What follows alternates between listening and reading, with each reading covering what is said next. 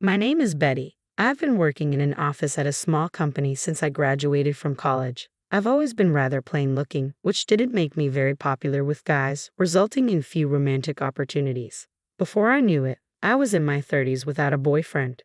Feeling lonely and worried about never getting married, I decided to take a leap of faith and signed up for a dating app. That's how I met and married my husband, Daniel. Daniel is 2 years younger than me at 28.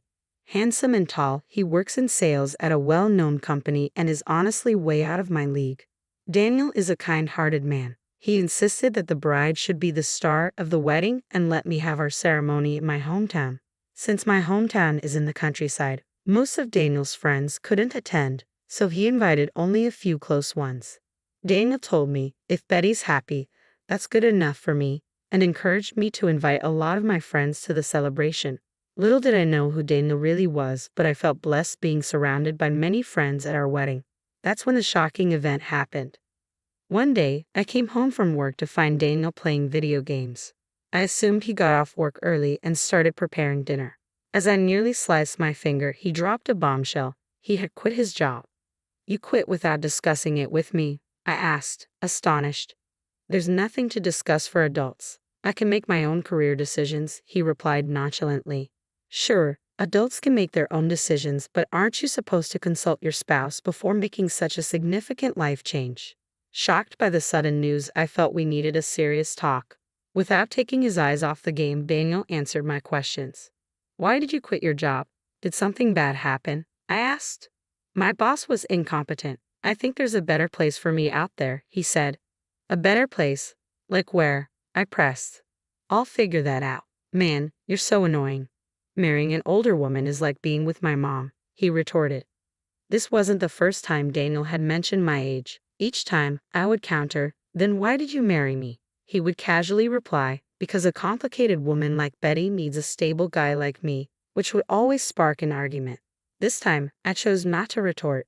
The main issue at hand was our future lifestyle. It was clear that with Daniel quitting his job, we couldn't maintain our current way of life. "Daniel, we're also sending money to your parents. Remember, their rent is high, and if you're not working, there's no way my income alone can support both households." This had become a concern shortly after Daniel and I got married. Both of Daniel's parents, still in their 50s, had quit their jobs, claiming, "Our backs and shoulders hurt. We can't keep working this hard if we want to live a long life." That was their choice, and while it may sound cold, I thought they should live their lives as they please, so I didn't say anything. The situation changed the month after they quit their jobs. They came to our apartment asking for financial assistance. "Oh, we don't have much in savings. If your parents are struggling, it'll be a problem for you too, Daniel," I said. So, we were convinced, and Daniel decided we would help with their rent and living expenses. They lived in a high-security, 4-bedroom apartment close to the station, and the rent was through the roof. After they left, cheerful about the financial help, I asked Daniel, "What about our own living expenses?" "Betty can cover our costs. I'm going to give my salary to Mom and Dad," he said. I wasn't happy. The thought of divorce crossed my mind. "You should consider yourself lucky, a woman over 30 marrying a younger handsome guy like me. You're already winning." That's what he always said, making me feel worthless, so I couldn't muster the courage to leave him. If Daniel quit his job, sending money to his parents would be difficult. When I asked about this, he was too engrossed in his video game to pay any attention. "Hey, what about the money for David and Catherine?" Chopping carrots vigorously, I questioned him. Daniel clicked his tongue. "Obviously, Betty will cover that. We're a couple. We're supposed to support each other. Until I find a suitable job, Betty will hold the fort." He went back to his game. I don't make a lot of money, and I was anxious about what the future held. But there was nothing I could do. Life slowly changed. We started draining our savings to help his parents. Daniel, although jobless, did nothing around the house. When I complained, he would say, "I should have never married an older woman.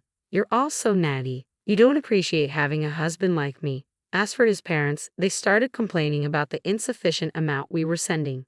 "So, Betty, you're this age and not making much money? Have you been slacking off?" "Well, since Daniel used to be the one supporting you, it's high time you step up," they admonished me. I started doing some freelance illustrator work after my regular job just to bring in more money. Daniel, meanwhile, showed zero interest in looking for a job he considered suitable for himself. My love for Daniel, who spends his days playing video games at home or asking me for money to go to the casino, was running thin. When should we get a divorce? I wondered, thinking about when to divorce, yet what if the rest of my life is just me, all alone, kept me from taking the plunge. Then one day, after work, I was greeted by a stranger while I was in the supermarket. Who are you? You don't remember me, do you? We met at the wedding. I was friends with Daniel. I'm John. Taking a closer look at John's cheerful face, I couldn't help but exclaim, "Oh, John, you were one of the few friends Daniel invited to our wedding." Apparently just off work like me, John, in his suit, was filling his shopping cart with plenty of groceries. "I'm sorry I didn't recognize you. My husband has spoken highly of you." "Well, the thing is, I've actually cut ties with Daniel. I saw you and wondered if you're doing okay, so I thought I'd say hi."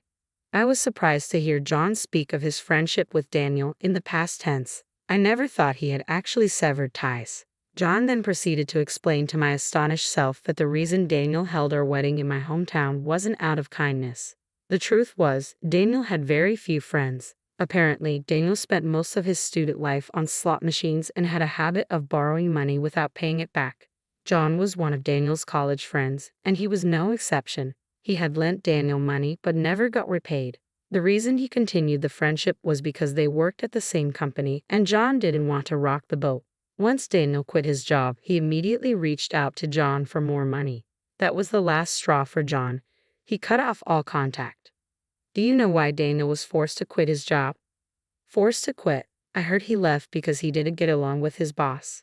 That's not it. Daniel was fired because they found out he was going to casinos when he was supposed to be on sales calls. I was shocked. This man, Daniel, had been lying to me since the beginning of our marriage. I felt as if the spell that made me believe women over 30 are worthless had finally broken. The feeling of "I can't forgive him" washed over me like a wave. I thanked John in a trembling voice for telling me the truth and said goodbye. A few days later, I spoke up to Daniel. "Daniel, I quit my job." Daniel, finally pausing his video game, looked utterly shocked. I put my mobile phone on the table, its screen displaying my banking app.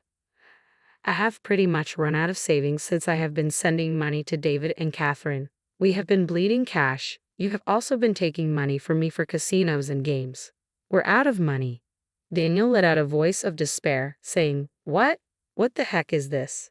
Given that our savings had dwindled down to almost nothing, his despair was understandable. "What are we going to do now? How are we supposed to live if you quit your job when we're already low on money?" "That's not my problem. Speaking of which, I have loans I need to pay back. Could you maybe find a job quickly, Daniel? I want to take some time off and relax at home. Isn't it normal for spouses to support each other? It's hard for me to work now that I'm over 30, so now it's Daniel's turn to support me." Daniel, in disbelief, immediately called his parents. As soon as I told his parents about our situation, they showed up at our house. They began to berate us for not having money, searching the house suspecting we must have hidden it somewhere, but there was no money to be found. "What was this large withdrawal?" they questioned. "That money was used to pay back debts," I answered accurately. That money was used to pay back a loan Daniel had taken from a friend. My own savings weren't enough, so I had to take out another loan to repay Daniel's friend. "Who did you pay back, and why would you even bother paying back a loan now of all times?" "I only paid it back because I heard from John that Daniel had a lot of debt. I think it was the right thing to do." Daniel was the first to start yelling, "Let's divorce." As I calmly explained myself, even my parents-in-law agreed with Daniel. They forced me into their car and took me to the courthouse where I had to file for divorce on the spot. "Glad I won't have to see your broke old face anymore," Daniel said before leaving. I immediately headed to a cafe where John was already waiting. "John, sorry for the trouble. I was able to file for divorce successfully."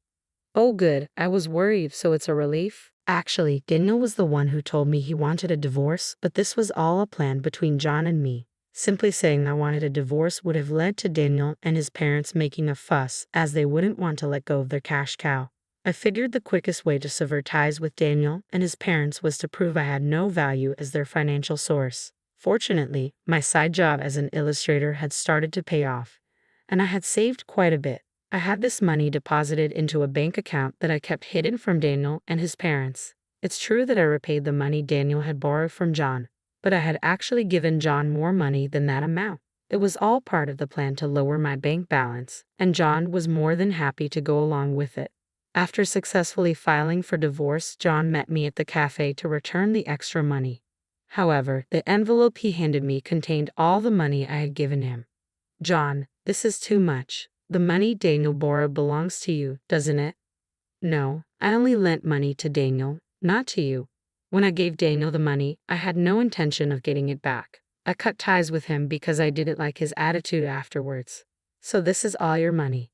Having a bit more cash can't hurt when you're rebuilding your life." I could only feel gratitude toward John, who said this with a smile. He had opened my eyes to Daniel's true nature and had been part of my plan to divorce. I tried to give him some money as a token of my gratitude, but he only accepted enough to cover his coffee at the cafe. After meeting John, I stopped by my former workplace. I had left my hidden bank account card with the CEO for safekeeping. Though my boss understood my situation and regretted my departure, I had no choice but to quit since Daniel knew where I worked and could potentially cause trouble later. "It's been tough, but I wish you all the happiness in the world," he said as my coworkers gifted me a beautiful dress and shoes. Thrown out of my home in just a t-shirt, jeans, and sandals, they had gone shopping for me at a nearby store. "It's a gift. I hope you find happiness moving forward." Leaving my wonderful colleagues was hard, but I felt blessed to have worked in such a supportive environment. I decided to go back to my parents' house. When I was dragged to court from the home I had shared with Daniel, I had packed my work supplies and valuables in a bag so I could immediately start working as a freelance illustrator. Thankfully, my freelance work kept me financially stable. Daniel and his family, on the other hand, weren't so lucky. They couldn't pay the rent for the house they lived in and were evicted. They moved into the house Daniel and I used to share, but they lost that one too when they couldn't pay the rent. Daniel desperately started looking for a new job, but his gap in employment and homelessness made it difficult for him to find one. Currently, it seems they're living in a makeshift shack by a river near their old house. I know this because Daniel reached out to me once. When I answered the call from a public phone, Daniel was crying and told me how sorry he was.